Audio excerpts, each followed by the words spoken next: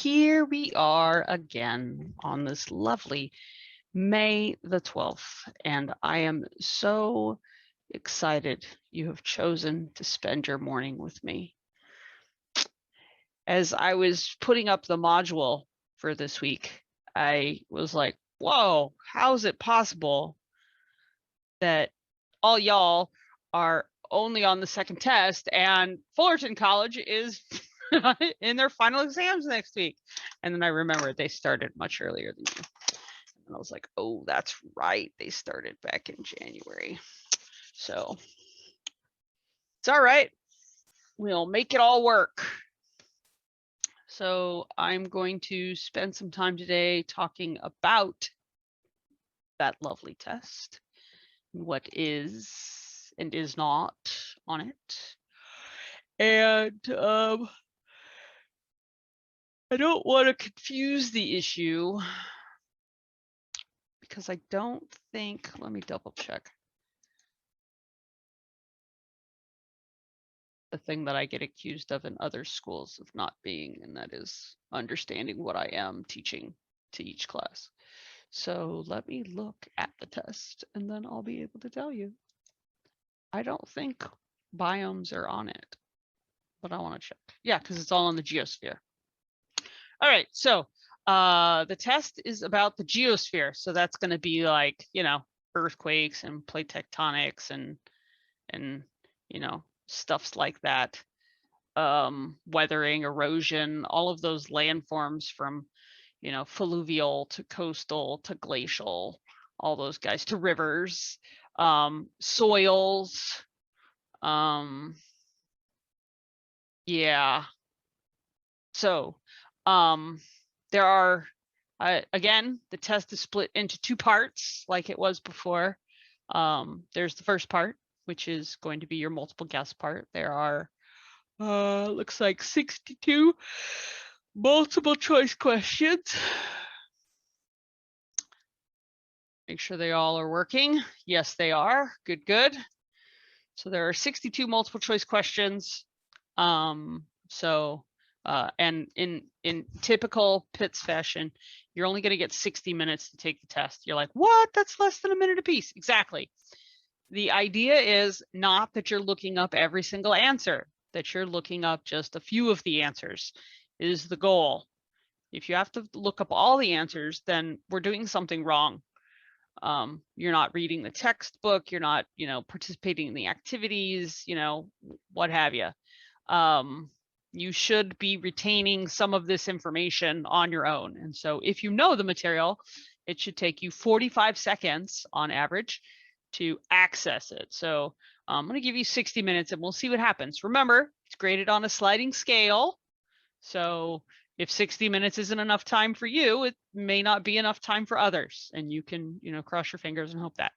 Also, remember that the lowest test score will be dropped. So if this score is lower than your first test score, then it'll be dropped. If your first test score was low and you do, you know, pretty good on this one, then that one will be dropped and your grade will, you know, reflect. Actually, it depending on the difference between the two is going to depend. So if you do poorer on this test than you did on the first test, your grade's not going to change. If you do better on this test than you did on the first test, depending on the difference between your first test and this test, will determine how much your grade goes up. But, you know, it ultimately, it'll just go up if you do better on it, and it'll go down. But it shouldn't go down. So because one of the test scores is going to be dropped after you finish them.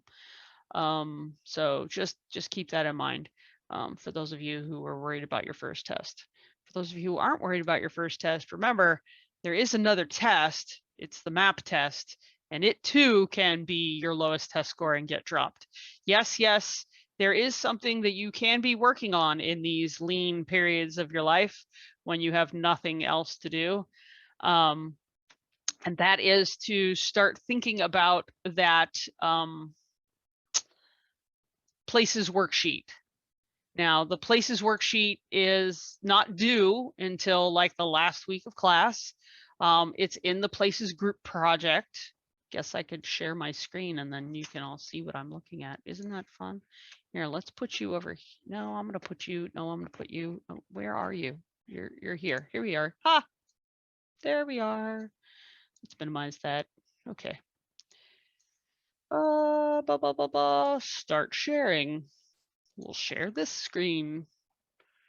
Share. Okay, so this is the places worksheet, and I think it asks you to make a copy. So I'll make yet another copy of the 200 places worksheet, which is always fun. So this is the one where you're supposed to fill in using the discussions that everybody put their places slideshow and their Google tours / Google Earth tours up, so you can be working on these. So ideally, you will fill in each one of these boxes with information, and this is a personal thing. So, for example, the Aleutian Islands, they're located near Alaska. They're located in the Northern Hemisphere. They're located, you know, and if you don't know where Alaska is, in the north part of the Pacific Ocean near Canada. Hopefully you know where Canada is. Hopefully you know where Alaska is, but hopefully you know where the Pacific Ocean is. Gosh, but it's a personal thing in that you want to write down something that's going to help you do better to find it if you're given the question where it says, where are the Aleutian Islands, so that you click in the right spot. And then you want to put down something that makes them significant. They're a large, you know, island chain created by plate tectonic movement, or, you know, there are a whole bunch of islands off the coast of Alaska. No, you don't want to say that. Hopefully in the Google slideshow, they've given you information that helps you understand what makes them important. The Aleutian Islands, you're probably not going to get a significance question on, but things like the Alps and Angel Falls and things like that, that may be the tallest in the world, or the tallest on a particular continent, or the lowest this, or the highest that, or the deepest this, or the longest that. Those are things that you might be, you know, the largest stratovolcano in the world, the largest whatever volcano in the world. Those types of things, you know, the largest rainforest, the smallest rainforest, the coldest desert, things like that, that make them super significant. That's a little less wishy-washy as to what makes them important. But what they're located next to, that's a you thing, because I want you to write down things that you already know, so that when you if you come across it on the test, then you can have a good answer as to where that place is located. The test is coming up. It's going to be due not for a while, but it'll be posted in just a few weeks now, I guess 4 weeks, 5 weeks, and it'll be due on the Tuesday, and then your final exam will be due the finals week on Thursday. So you'll have 2 tests that are due within a matter of a couple of days, but they'll open up. And we'll talk more about that later. But I just wanted to give you something that you can be working on, because there are, yes, 200 places on this list. All 200 places are on this list. So, you know, you can start with the ones that you made slides for, right? And fill this in as you go. And then each of the, let me see here. If I go to student view, I should be able to get to the assignment, and it's a discussion. So let's see what happens when I go to, let's see what happens. I've never done this, so this will be fun. If I go to the places slideshow discussion, I should see, yeah, there they all are. It doesn't say what they are. Oh, this person does, Rivers group. So there's their link, Lakes group. So you can go through these and, you know, click on the links.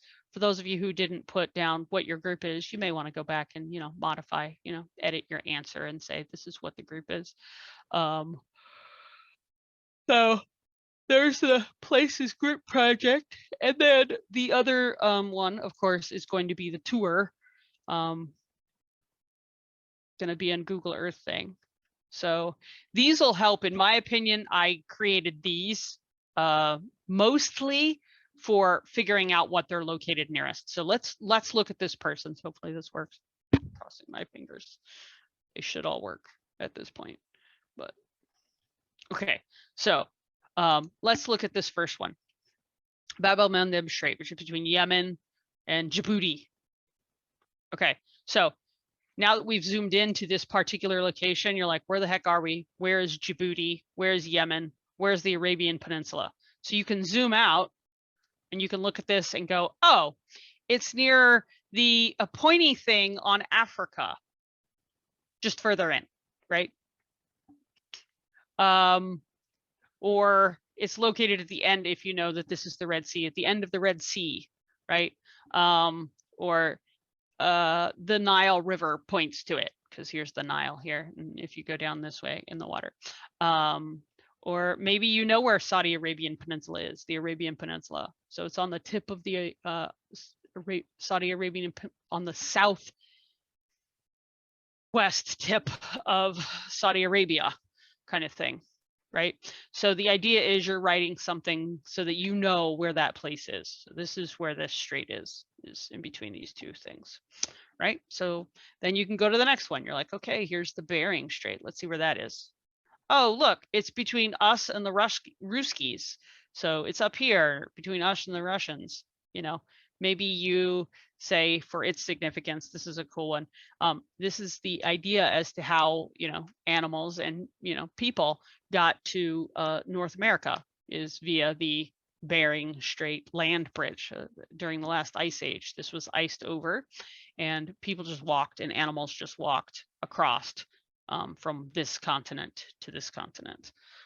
So that's kind of what the places worksheet is, and I've spent a lot of time talking about it, and hopefully you understand what it is, but at least I've done the service of telling you now, because I had some students who were like, what? When I told them last week, don't forget, you have these 200 places. We have what? So this gives you some time, you know, in that lean time when you've, you know, finished all your assignments and you don't know what to do. Yeah. Okay, so let's get out of student view because it's not as much fun. All right, let's go to modules. So I put the places project back up at the top for you. All right, so this week there are 2 readings, but this stuff here, biomes and biogeography, not on the test. So I don't want to confuse you and talk about it, but your test is on the geosphere. Now, the second part of your test is the free response portion. I think there's only 4 or 5 questions. I can't remember. There's only 30 points, so there can't be that much. But let's look, because since we have you here, you get 20 minutes, 3 questions. 1 is matching. The other 2 require you to type out your answer. Oh my gosh. So you get 20 minutes to do it, and it's worth 30 points. So yeah, that's kind of cool. That means there's only 2 questions I have to grade rather than 6 like I had the last time. Your discussion for this week is on all of those great things, you know, 5 or 6 questions about all these different topics. You're going to compose a question to ask your peers. So what are the 5 soil forming factors? You're going to answer it. This should be something that you particularly found challenging or interesting. It shouldn't be just, you know, something you thought was easy. So how to use the soil triangle, and then you can explain it. And then you're going to do this 3 times, or you can contribute to something. So you're either going to ask and answer 3 questions, or you're going to, you know, in some like mixture of comment on what other people wrote and add information. So let's say they are talking about the soil forming factors and they just listed them. So climate, relief, organics, parent material, and time, right? Then you can go back in and say, yeah, this is how the climate impacts the soil. This is how the relief impacts the soil. This is how organics impact the soil. Does that make sense? Yeah, I'll just pretend that it makes sense. It makes sense to me. So yeah, excitement should fill your soul. It fills mine. So that's that, and that's it. There are no other assignments or activities this week. It's just a discussion on the test and the test, because I really want you to focus on, studying. I think a number of people, I don't know. I know I would be, and then of course, do your readings, so that when we talk next week about biomes and biogeography, you have some of that information in your brain and you're not like bombarded with, 6 chapters worth of reading, because you know how Pitts is. She likes to throw tons of chapters at you at a time. So I'm not throwing 6 at you next week. But that's where we are. Any questions?